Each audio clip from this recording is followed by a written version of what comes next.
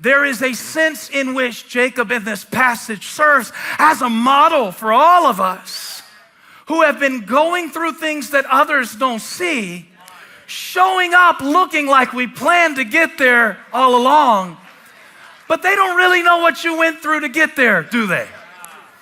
They don't really know what you went through to show up at the job every day last week, do they? And you would never tell them that, because to tell them what you went through to get there would make you feel a little vulnerable and insecure, because you don't think you're supposed to fight, because nobody else shows you their fight. You only see the fragments of their life that shine through a screen light. And so through the light of the screen, you can't really see the struggles that other people deal with. So now here you are in your life feeling like, oh, I feel like I'm a little behind. Oh, I feel like I'm not where I'm supposed to be. Who says you're not where you're supposed to be? Well, I'm not where they are. Well, how do you know where they are really? Because you don't know what they dealt with last night. You don't know what they were doing last night. You don't know what's going through their mind right now. So why would I compare myself with somebody I can't see through? And I think it's worse than ever for our kids. Because now I got to compare myself to the whole world at all times. When I first started learning how to play guitar, I just had to be better than my friends in Monk's Corner who also played guitar. There were 3. Now I got to look at a 4-year-old in Japan who can play Stairway to Heaven left-handed on 1 string. I suck. And just about when you think you're doing pretty good, here comes somebody.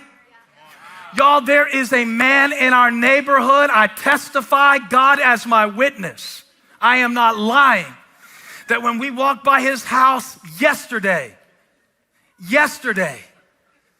he was putting up his Christmas lights. Pray for all the dysfunctional people who are clapping for that like that's normal. That's a demon. That's a childhood trauma. That needs therapy. Because it's November 5th or 6th or something like that. It just got cold 3 hours ago. And you're blasting Simply Having a Wonderful. He had music playing in his yard. All the kids were out there. Nobody was fighting. I was like, what's wrong with me? I don't even know where we keep our Christmas lights. Holly's in charge of that.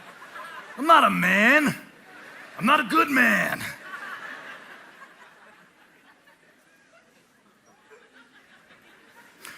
When my kids started playing sports, I thought, well, maybe I'll coach their team.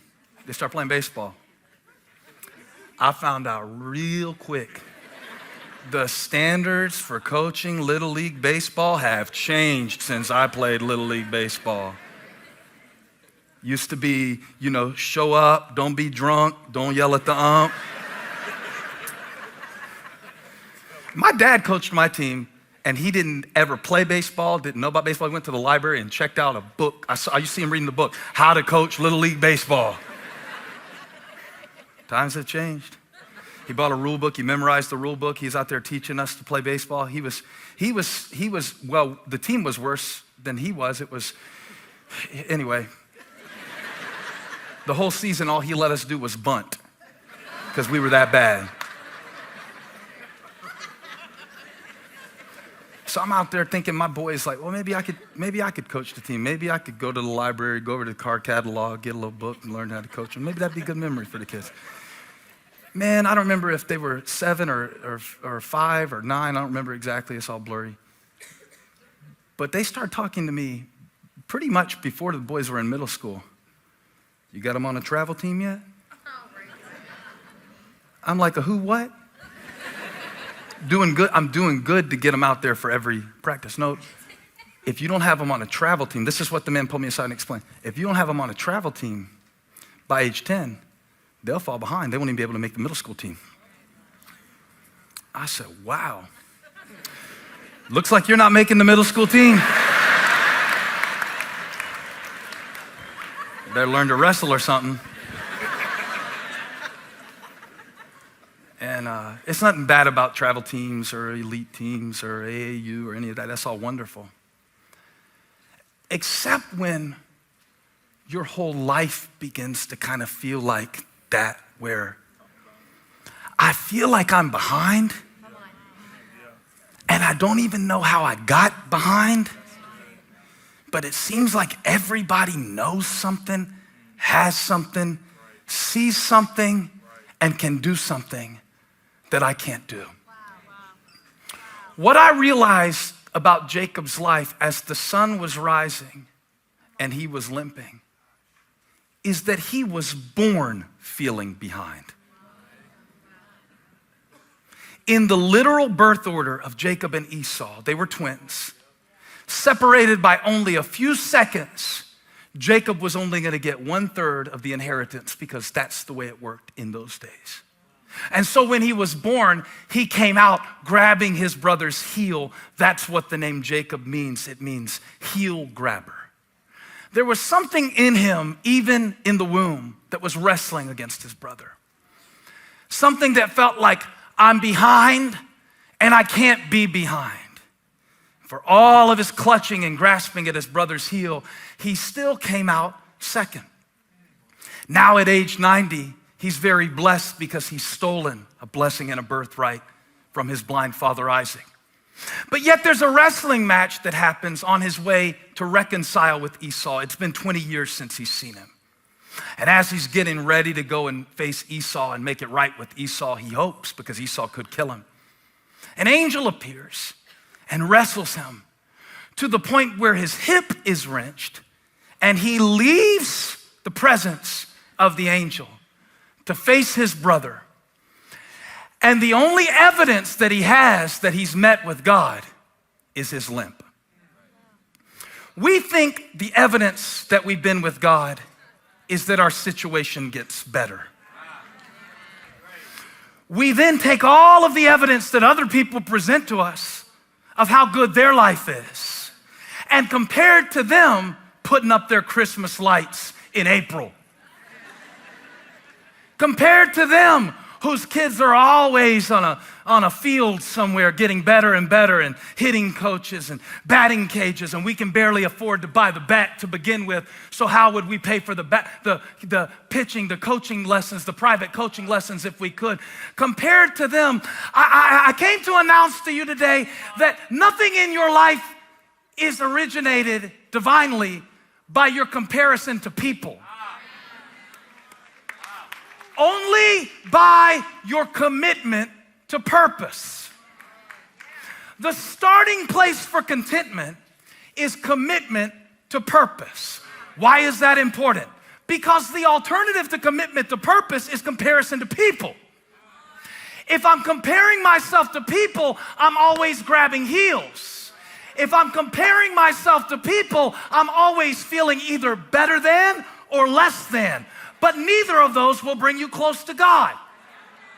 If I'm comparing myself to people, I'll always feel like I was born behind. And here's why. Because everybody in here has a limp, but some limps are more easily hidden than others. Some limps show up later in life. Some limps show up privately. Some limps show up in intimate relationships. Some limps show up in an inability to hold down a job. Some limps have catastrophic results. Some limps have insidious effects that no one can see. Some limps you carry alone, but everybody came in here limping. Yeah, you came, but you're limping. You've been limping this week. It's been a long week because you've been limping. Limping. I'm limping. I'm here, but I'm limping. I love God, but I'm limping. I'm bringing this back from last week because something needs to break in our lives to where we stop showing up on Sunday and not getting what we really need from God because we don't want anybody to see where we really limp. Or where you stop coming to church every time you have to limp in because you feel too guilty. That's how shame operates.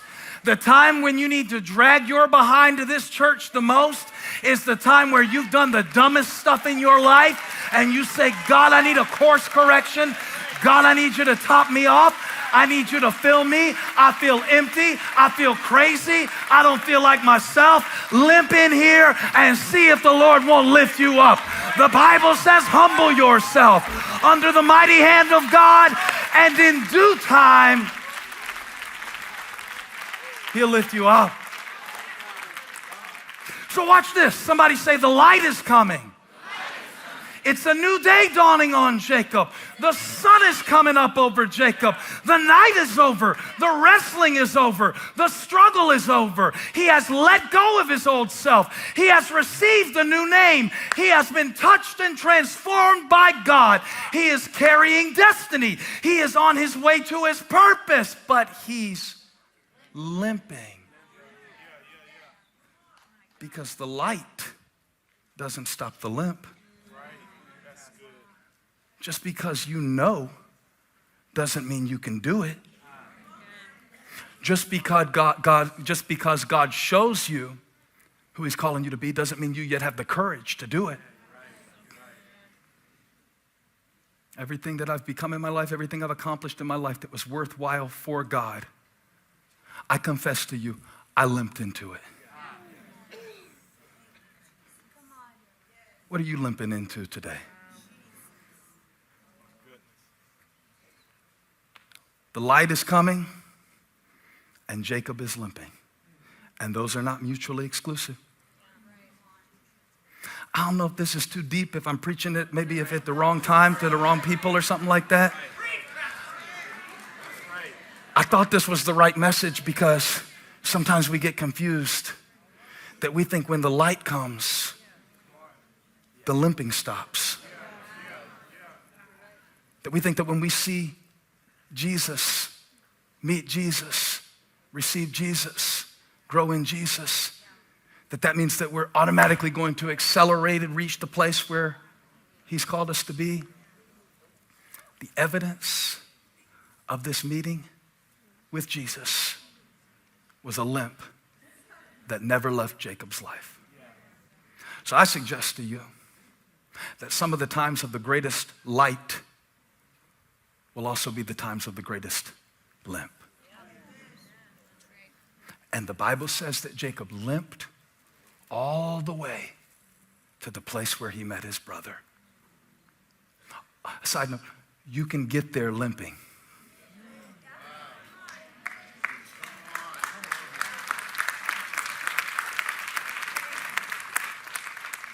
Where God has taken you, where He's calling you, what He's drawing out of you, what He's using you to do, what He's moving you into, how He's maturing you, how He's growing you, it might not be pretty. That's all right. Nobody's is. All the pretty people just have really hidden limps. Just really hidden limps. And some of the people with the biggest strut are compensating for something that they're dragging behind them. Now, imagine you're Jacob, and maybe this is how you feel in your life. He's coming up on something that is the most important meeting he's ever had. If this goes bad, Esau kills him. The stakes are high. How many would say that's high stakes? And it's not like it's even gonna be a close call because Esau is a skilled hunter. Jacob is a skilled cook. By the way, that's part of the reason that Jacob felt very insecure in his life because he never had his father's love. His father loved Esau. So one of the reasons he pretended to be his brother was to get the love of a father who expected him to be something that he could never become because it wasn't according to his purpose. Jacob isn't just limping at age 90. He's been limping all of his life because of the love that he didn't get from the only one who could really confer a blessing on him. He's limping. See, there is a reason. If in your life you're not who you're supposed to be yet, there's a reason for that. There's an explanation for it. Yeah, I would love to be a better wife, but it's hard for me because I didn't see that modeled. I've been limping.